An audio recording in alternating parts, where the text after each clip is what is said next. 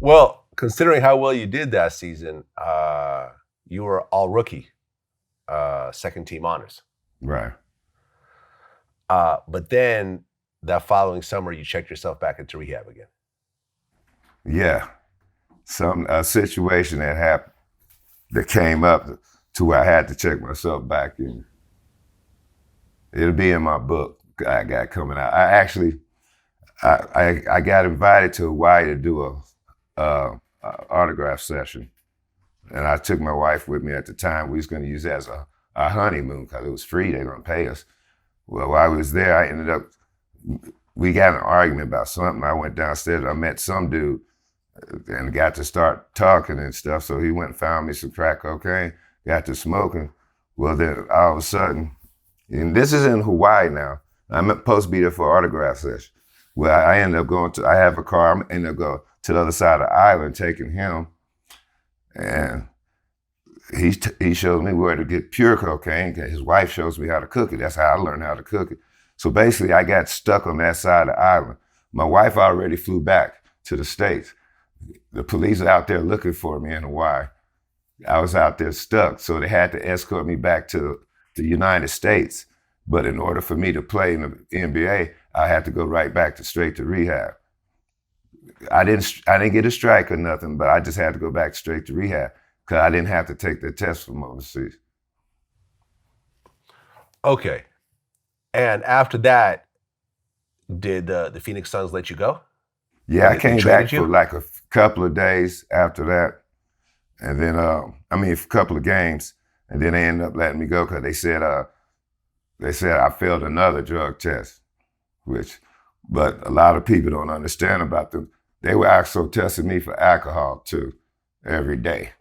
So, every day, Saturday, Sunday included, summertime, wintertime, every day. So it became a little hard story. People, they're gonna realize that I could have went back to rehab just to stay in the league, but I decided I'd rather just go overseas. My other goal, and go accomplish my other goal, travel the world. So I can get paid and just go overseas. I'm like, I just went overseas. I don't want to deal with the NBA no more. Okay, but you joined the 76ers at one point also, right? Right. Okay, that was after the rehab stint? That was after that last rehab stint. Cause I was at John Lucas's. He was the coach. I was at his rehab and stuff. So okay, he the one that took me out there. He was going to give me that next chance. But that's when I start. Like I said, I had to have a 6-pack before every game. Well, I had a system to where I could take a test about 12 o'clock in the afternoon, drink my 6-pack, go play. But by the next morning, it ain't going to be in my system. So I had it going on, and I was prepared to play. Well, John Lucas figured out that I was doing that, so he started making my drug test be at 4 o'clock, so I wouldn't have a chance to get my drink and stuff. So ironically, my game diminished. So he blamed the game you've been. See, that's from that drinking and stuff. I'm like, no, this is from not drinking. That's why my game is sucking. I don't even want to be out here. But it's like he's forcing me out there because they're paying me. I'm just like, I just got. That was like one of the worst years of basketball I had in my life. I gained like about 25 pounds. I didn't do nothing but go eat cheesesteaks and drink beer all day.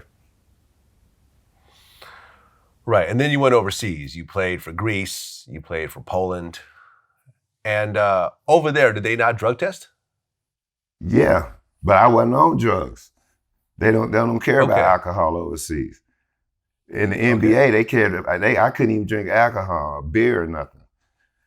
And I'm like, I'm old enough, but they wouldn't let. Over there, they didn't mind. In fact, I told you I had a 6-pack for every game. Overseas, some of the owners, they actually take me to the bar before the game to get me ready. And I could pass every drug test. So I wasn't doing no drugs like that. Well, then in 2003, you finally retire. Yeah. And I guess you had some knee injuries and so forth that kind of prompted that? Yeah, I tore my patellar tendon completely in half in Croatia. Wow. And then the doctors were they had the best doctor supposedly in Croatia supposed to fix it. and they said I can do my rehab and stuff there, and they still paid me and stuff. I'm like, I can still pay me. I'll stay here and keep doing rehab. Cause I like the place where I was at. You know, I was enjoying myself. So, but after that, I came back. My knee never responded. I tried a couple of times to get it going. I tried to go play out with John Starks in one of the little minor league teams. It's just my knee couldn't respond. It didn't respond well. I mean, how did it feel to know that your NBA, well, your basketball career was over at that point? I'm just like, well, I can figure out what I'm gonna do now. Actually, I didn't really take it too hard. It didn't really bother me. Like people still ask me today, they're like, do you miss basketball? I'm like, no, not really. I'm a football fanatic. I just played because I was good at it. I mean, I never, I'm gonna try to I'm trying to start a program to help kids with using basketball and stuff, but that's because I was blessed to do that. But yeah, I'm like, it didn't really phase me. I'm like, oh, well, it's over now. I got to figure something else out. Well, after that, I guess you worked at the Whirlpool plant in Tulsa at one point? Yes. But what else were you doing for money, post basketball? Just working jobs here and there. So I can get a job. That was my problem. My problem was keeping the job because with the mental state that I go through, I always end up cussing out somebody or going off on. So I ended up losing the job. But I just get a whole bunch of little side gigs and stuff like that, little side jobs. Plus here in Phoenix, though, everybody knows me, so they give me a job here and there. Well, you didn't want to stay in basketball as like an assistant coach? Actually, I started my basketball program. The West Valley Warriors out here, we have kindergarten all the way up to post-grads. We're playing teams out like Christ the King and stuff like that on post-grads. But all that came to a crashing end, though. Okay. Well, then in 2013, you got arrested by federal agents. That's why I said that's what got me. That's what stopped the program. Okay. So tell me about what happened. Okay, I came up to start the basketball program. I came from Oklahoma, actually. I came up to do a camp, and then I'm like, I'm going to start a program. That's something I've been wanting to do. But as I was getting it all started, I still needed some money and stuff. I'm like, I still need some money and a place to stay. So the girl who helped me out to build a program, she had a cleaning business. So I work and do cleaning for them on top of the basketball, and that put a little change in my pocket. Well, it didn't put a lot in my pocket, so I'm just like, I need some stuff. So we were at Air Force Base, which is kind of like a little Walmart. So I just happened to see some stuff. I just happened to take some stuff that I'm like, well, I can't afford it, but I just take this. I took a couple of bottles of alcohol, a couple of pair of tennis shoes, some DVDs so I can watch some movies and stuff. Just little stuff like that. Well, they actually busted me. I actually got busted in 2011. They actually busted me then. But when they got us, they just said, we ain't gonna file no charges. Y'all just don't come back to the Air Force Base. Y'all can go. So I left it. I ain't been in trouble since then. And that's when the program was built up. And actuality, that's what made it so bad. We were doing community service and everything on the news and everything.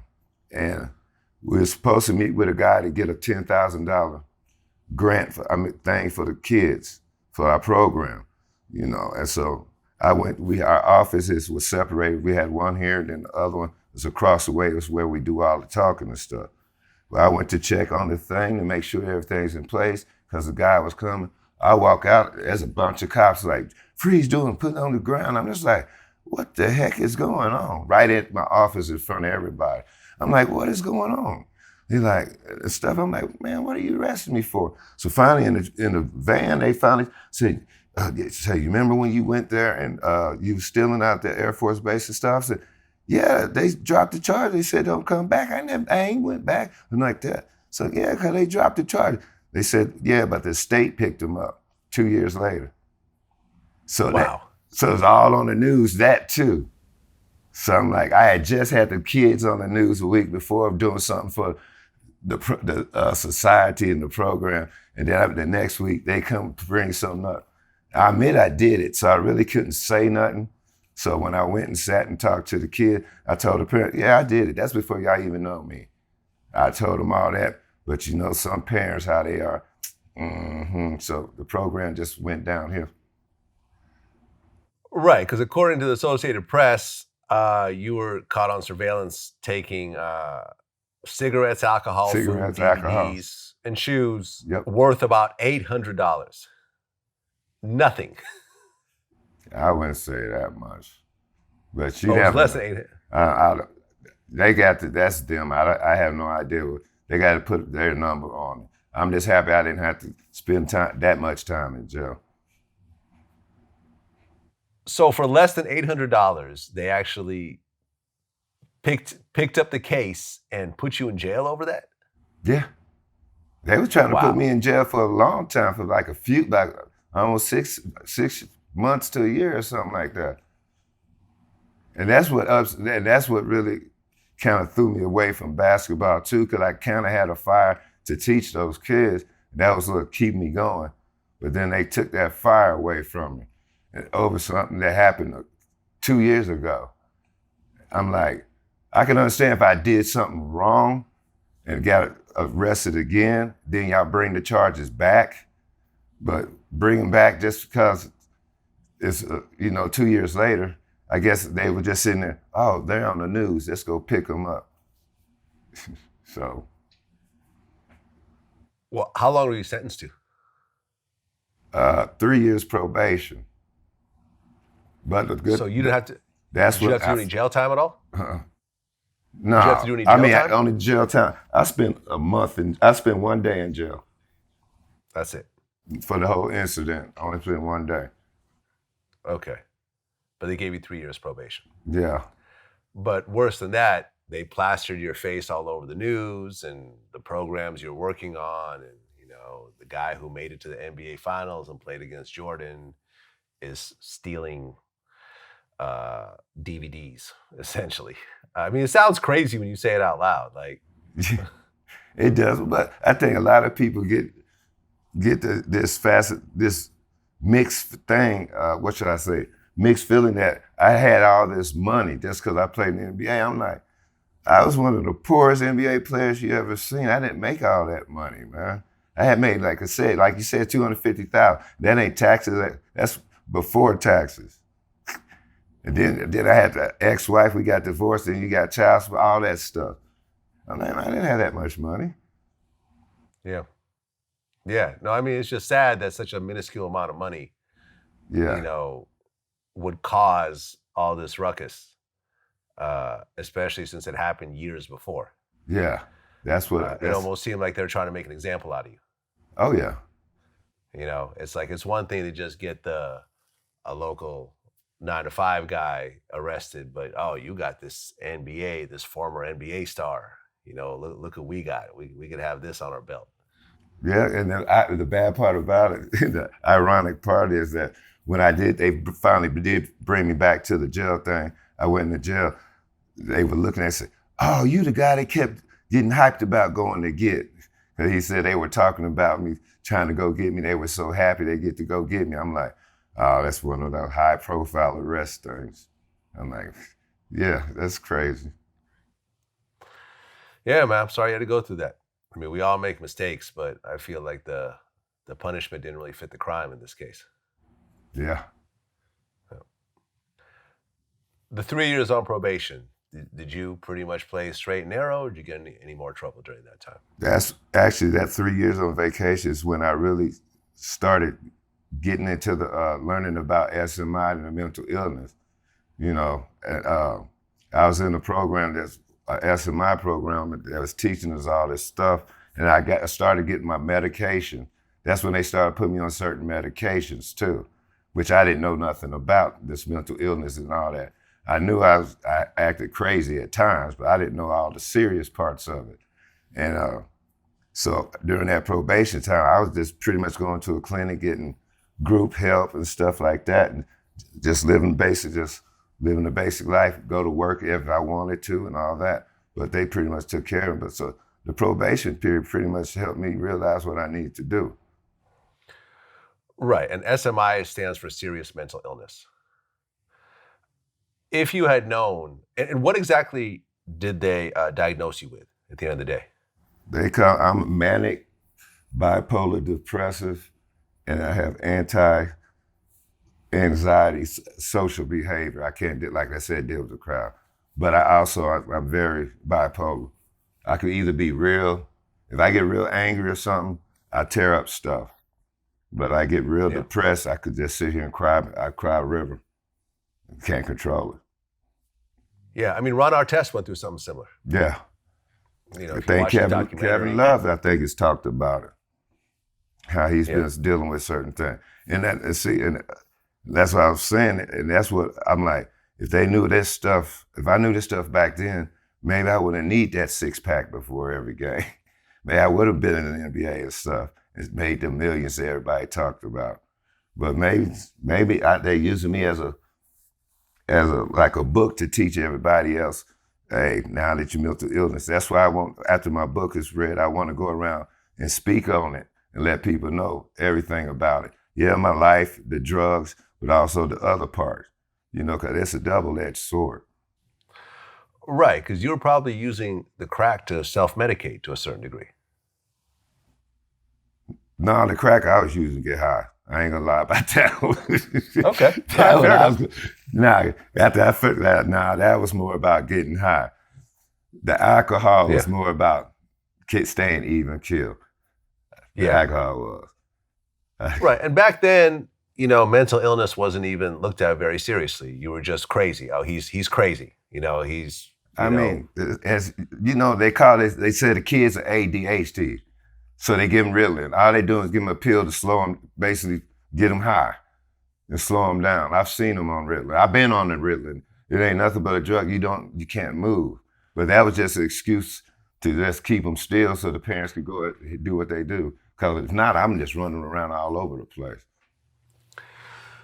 Right. And in 2020, mental illness is something that people take a lot more seriously now. I mean, especially during the pandemic and, how this is really exaggerating everyone's situation quite a bit. You see a lot more people acting out. You see a lot more people going through hardships. And, it seems like the study in this type of thing has progressed, but not to the point of actually curing any of these symptoms. It's just a way to sort of control it a little bit better. Is that accurate? Yeah, it's about stabilizing it. Yeah, it's a chemical imbalance, so you got to keep it stabilized. Like me, I take like 5 different medications. Couple to help me sleep, one to keep my mood even, and other ones for anxiety and blood pressure stuff. It's really just to keep your mind in a certain state. Even Bill Gates takes medication. Look at him, he's one of the richest people in the world. Yeah. He got SMI. A lot of people don't know that. It messes you up because you just feel like there's something wrong with you, but it's not your fault. It's like, what is wrong with me? It's just like, it's nothing you can do about it. Cause like I said, I used to punch holes in walls. I'm like, but that's the only way I could calm down. Cause if I didn't hit nothing or break something, I just keep on going in that state. But once I hit that wall or break something, I'm just like, oh, I feel better. And when I'm depressed, once I get that good cry in, oh, I feel better. That was my medication. But now I can take medication for real though. Yeah. Well, Richard, quite a story. And I think that this is a story that is really going to help a lot of people, because here's someone who reached, to the very heights of the sport and, had to fight his demons along the way. And, through the course of learning what you have and going through your ups and downs and so forth, it seems like you're at the point now that you are stable and you are more understanding of your situation. And, there's going to be, millions of people who watch this. And, I think it'll inspire them to say, maybe I'll go and get checked out. Because I think in certain communities, mental illness isn't really taken seriously. It's like, okay, he's just tripping, or he's crazy. That's what he's crazy. Which he is. Yeah. I mean, because he's having a mental illness breakdown. He have an episode at that moment. He's crazy at that moment. Right, but it's not looked at as a disease. Right. It's almost looked at as a personality thing. Almost like a sin. He just doesn't want to, like a conform sin to whatever. Yeah, they look at it like a sin, like, yeah. I know how it feels. Yeah. Yep. Yeah. But that's why that's why these people need to get that book I got coming out. I hope it should be ready, hopefully right after Christmas. I got a book about my life, explaining everything. This was like a table of contents. It's even more in detail in the book. It's going to be a nice one. I'm looking forward to reading it. All right.